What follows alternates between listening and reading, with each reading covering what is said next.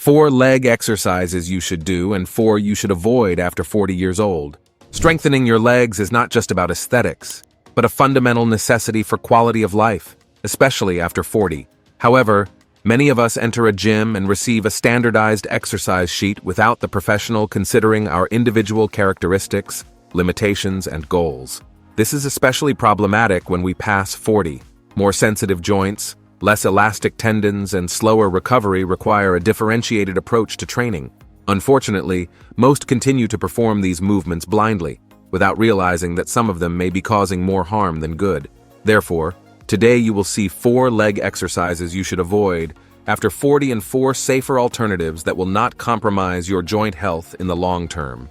Before we begin, tell me in the comments your name and how long you have been training. Let's start with the exercises to avoid.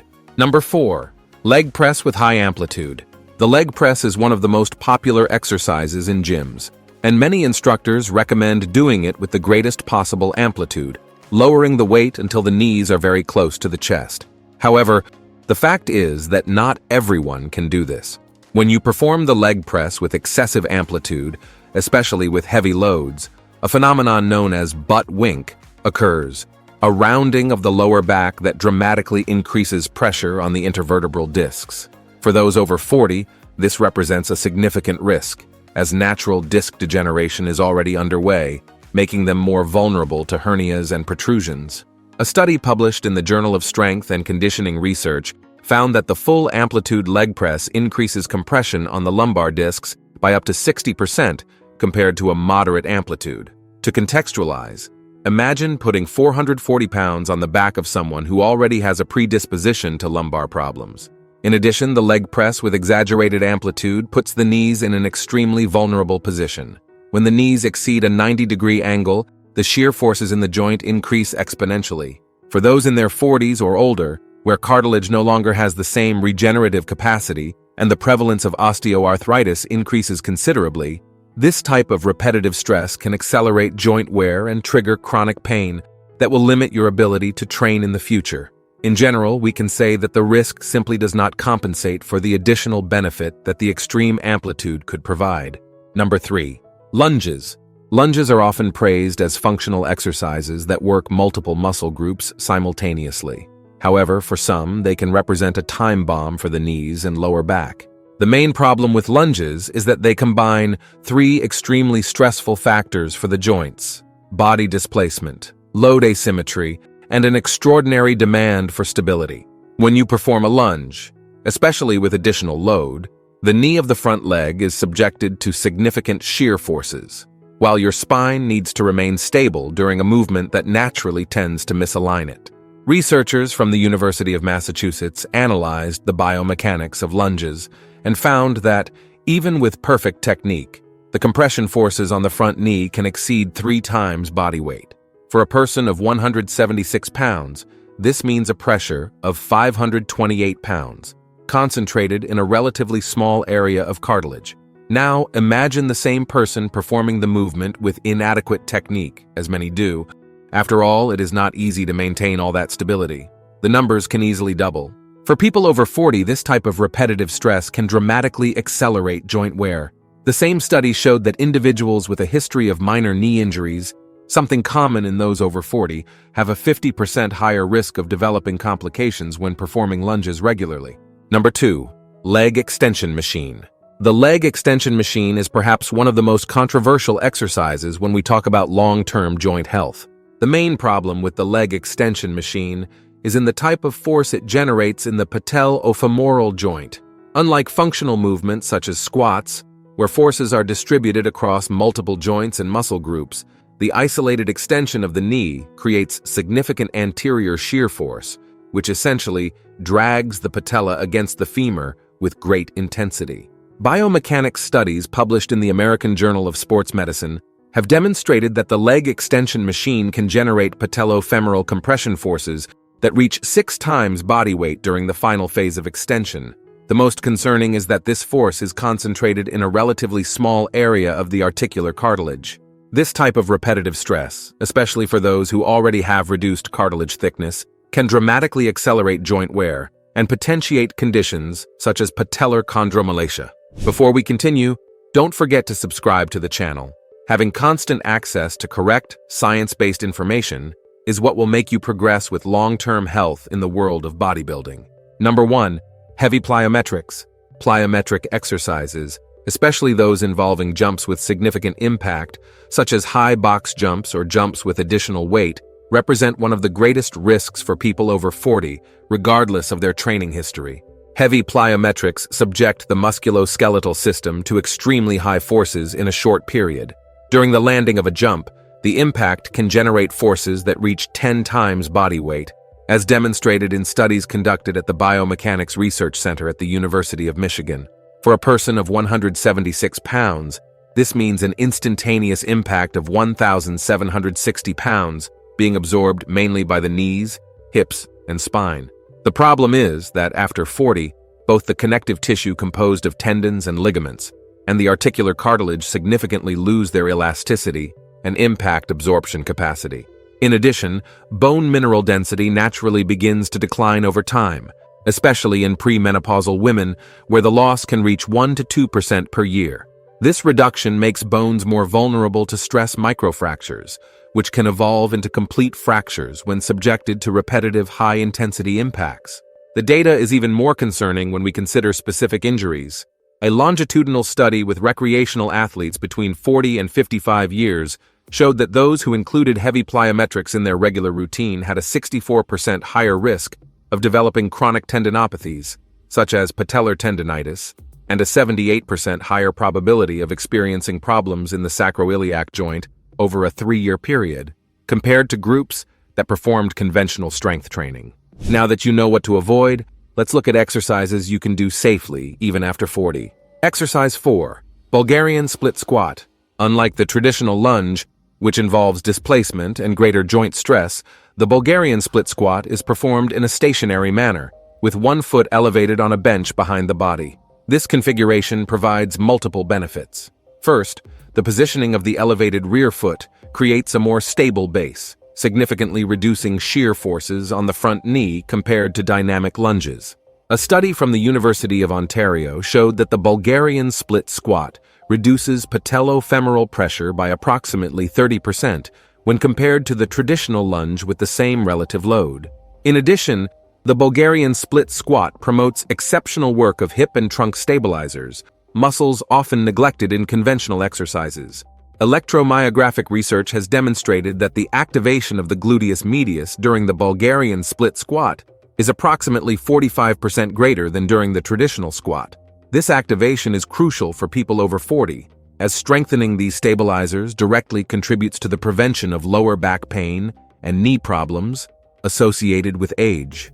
Remember, the gluteus maximus is literally the largest muscle in the human body. Another significant benefit is unilateral work, which allows identifying and correcting imbalances between sides of the body. After decades of predominant use of one side, these imbalances tend to be accentuated. Unilateral training with the Bulgarian split squat not only exposes these asymmetries, but helps correct them progressively. The exercise also promotes excellent functional flexibility gain in the hip flexors and calves, areas that tend to shorten with advancing age and prolonged sitting position. Number 3.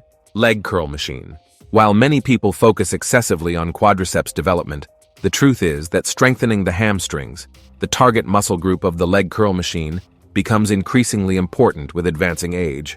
Studies from the University of Copenhagen have demonstrated that, after 40, hamstring strength decreases on average 15% faster than quadriceps strength when there is no specific training. This imbalance is directly associated with a 35% increased risk of knee injuries and lower back pain. Unlike compound exercises such as the stiff-legged deadlift, which also works the hamstrings but imposes great stress on the lumbar spine, the leg curl machine allows isolating these muscles in a safe and controlled manner. For people over 40, where the prevalence of lumbar disc disorders increases significantly, this characteristic is extremely valuable. It is estimated that about 30% of the population in this age group has some degree of disc degeneration. Research published in the Journal of Orthopedic Research has demonstrated that individuals with strong hamstrings have up to 60% less incidence of ligament injuries in the knee during daily activities. For people over 40, this protection is particularly important. If even for younger people the recovery time from ligament injuries is already high, imagine as we age. We need to make sure this doesn't happen. The leg curl machine also allows technique variations that can optimize results for different body types and needs. For example, rotating the feet inward or outward during the exercise modifies the emphasis between different portions of the hamstrings, allowing more comprehensive and personalized work. Exercise 2. Calf raises. The main benefit of this exercise is in strengthening the gastrocnemius and soleus muscles, fundamental for stability during gait and for impact absorption when walking or running. After 40, studies from Stanford University have demonstrated that calf strength begins to decrease at a rate of approximately 2.5% per year when there is no specific stimulus. This loss is directly associated with gait alterations that increase stress on other joints, such as knees and hips. Calf raises also promote significant benefits for vascular health. Known as the second heart of the body, the calves function as pumps that assist in venous return, reducing the risk of varicose veins and edema in the lower limbs. Another crucial benefit is maintaining ankle mobility. The reduction of dorsiflexion amplitude, that is, the ability to point the foot upward, is associated with a 2.5 times greater risk of falls in the elderly, as documented in research from the American National Institute of Health. Regular calf work, especially when performed with full amplitude, helps preserve this essential mobility. The exercise also contributes significantly to bone health. The muscle traction generated during calf raises stimulates the production of osteoblasts, cells responsible for bone formation. In addition, strong calves are directly associated with better performance in daily activities, such as climbing stairs, getting up from chairs, and walking on uneven terrain. Exercise 1. Glute bridge. The main differential of the glute bridge is in the ability to intensely work the gluteal muscles without overloading the lumbar spine or knees.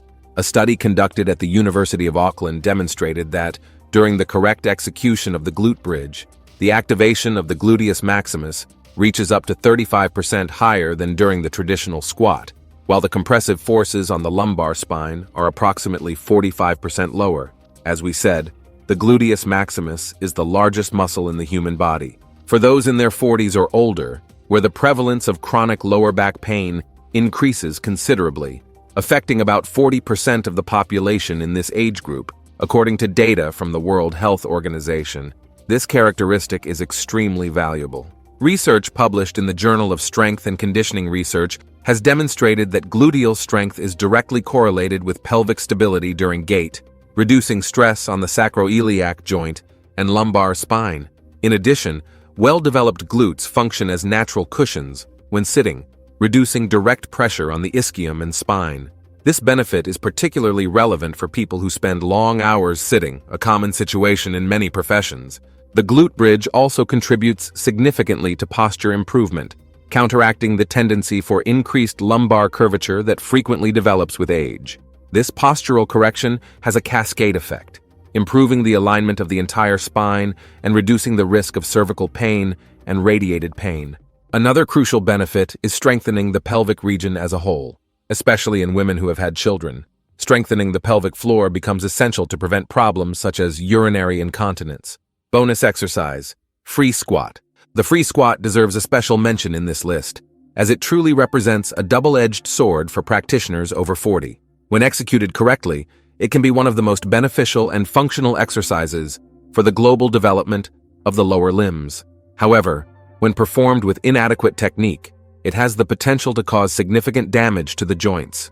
The benefits of the well-executed free squat are impressive. It promotes integrated activation of practically all large muscle groups of the lower limbs, quadriceps, hamstrings, glutes, and adductors, in addition to requiring strong participation of trunk stabilizers. The correct execution of the free squat requires some key points: keeping the weight distributed across the 3 points of the foot, heel, base of the big toe, and base of the little toe, knees aligned with the feet, relatively erect trunk, and descending only to the point where the natural lumbar curvature can be maintained. However, common errors observed in gyms transform this potentially beneficial exercise into a time bomb for the joints. The most prevalent error is allowing the knees to collapse inward during the rising phase, which dramatically increases stress on the anterior cruciate ligament and patellofemoral joint. Biomechanical studies demonstrate that this medial collapse can increase shear forces in the knee by up to 45%. Another frequent error is the loss of natural lumbar curvature in the deeper phases of the movement. This postural alteration transfers a significant load to the intervertebral discs and articular facets of the spine, structures already naturally more degenerated after 40. If you liked this and also want to discover the main errors that most people make without realizing it when training legs, and that unfortunately throw much of the effort in the trash, we have a video appearing right now on the screen showing each of them better. Thank you for watching until here, and may God bless you, my friend.